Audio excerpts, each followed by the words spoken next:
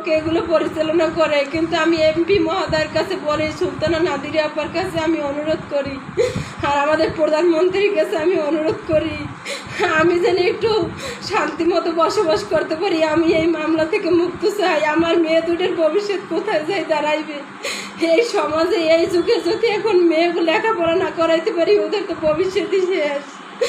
আমি তো একদম নিশ্চয় হয়ে গেছি। আপনার কাছে আমার অনুরোধ, আমি এই মিথ্যা মামলা থেকে মুক্ত চাই। আমি আর কি বলবো, আমি একদম শেষ হয়ে গেছি। আমার ফ্যামিলিও শেষ। আমার মেয়েগো দিকে তাকাইয়ে আপনারা আমাকে এই ফ্যামিলিটার দিকে একটু তাকান। আপনার কাছে আমার বিনীতভাবে আমার অনুরোধ। আর কি বলবো, আর কত চোখের পানি জড়াবো? আপনারা যদি এটার পদক্ষেপ না নেন, আমার ফ্যামিলির সহ আমি আত্মহত্যা করবো। তাছাড়া আমার আর কোনো লাইন নেই। বরগুনা 2 আসনের এমপি মহোদয়ের কাছে আপনি জানিয়েছেন বিষয়টি? আমি 2 আসনের এমপি মহোদয়ের কাছে আমি একবার